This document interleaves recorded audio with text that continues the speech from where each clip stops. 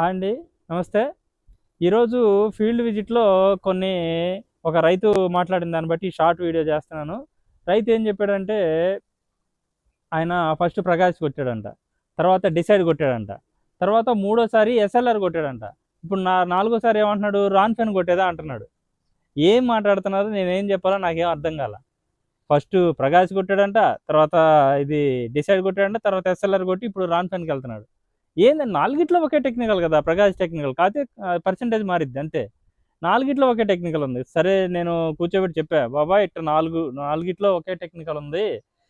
ఇట్లా ఒకే టెక్నికల్ ఎక్కువ సార్లు కొడితే అది పని చేయదు. తర్వాత నువ్వు ప్రకాష్ 50% కొట్టినా నీకు దోమ పోదు, ముడత పోదు, ఏది పోదు. ఏం పని చేయలేదని నువ్వు ఇప్పుడు ప్రకాష్ పని చేయలేదని కంపెనీ వాళ్ళ మీద అడుగుతావు. అట్లా కాదు. టెక్నికల్ మార్చాలి. ఖచ్చితంగా మార్చాలి. ఫస్ట్ ప్రకాష్ కొడి తర్వాత ఒబెరాన్‌కో తర్వాత ఇంకా దోమ టెక్నికల్స్ ఉన్నాయి కొన్ని.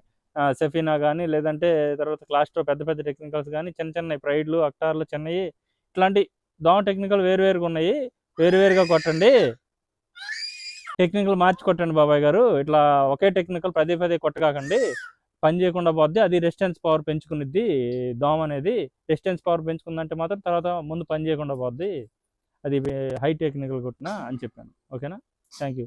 మీరు ఒకే టెక్నికల్ ఎక్కువ సార్లు కొట్టకాకండి. అది పని చేయదు. అది రెసిస్టెన్స్ పవర్ పెంచుకునిద్ది. మొన్న వీడియోలో కూడా చెప్పా. ఇప్పుడు రైతు అడిగేలకే చేస్తా ఉన్నాను షార్ట్ వీడియో. ఒకే టెక్నికల్ పదే కొట్టమాకండి. ఇక్కడ చూస్తే నేను డైలీ ఫీల్డ్కి వెళ్తూ ఉంటానండి. కొన్ని నా ఫీల్డ్ ఫొటోస్ చూడండి. రైతులే.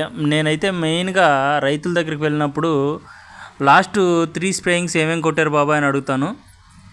వాళ్ళు ఆ త్రీ స్ప్రేయింగ్లు చెప్తారు. దాన్ని బట్టి పొలంలో ఏముందో దాన్ని బట్టి నేను స్ప్రేయింగ్లు షెడ్యూల్ రాసిస్తానండి.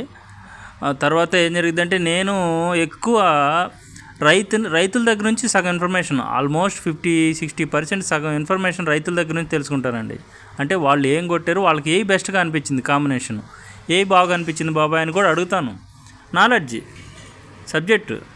సబ్జెక్ట్ వాళ్ళ దగ్గర నుంచి సగం పైన నేర్చుకుంటాను. ఎందుకంటే 20-30 సంవత్సరాల నుంచి వ్యవసాయం చేస్తున్న రైతులు ఉంటారు. మన దగ్గర కంటే వాళ్ళ దగ్గర ఎక్కువ ఇన్ఫర్మేషన్ ఉంటుంది. అలా సబ్జెక్ట్ నేర్చుకుంటాను. నాకు తెలిసింది వాళ్ళకి చెప్తాను, వాళ్ళకి తెలిసింది నేను నేర్చుకుంటాను. ఇలాగే కొద్దిగా తెలుసుకున్నాను కాబట్టి ఏదన్నా ఛానల్ పెట్టి మీకు చెప్తా ఉన్నాను. నచ్చితే లైక్ చేయండి, సబ్స్క్రైబ్ చేయండి, ఎంకరేజ్ చేయండి. ఓకేనా? Thank you.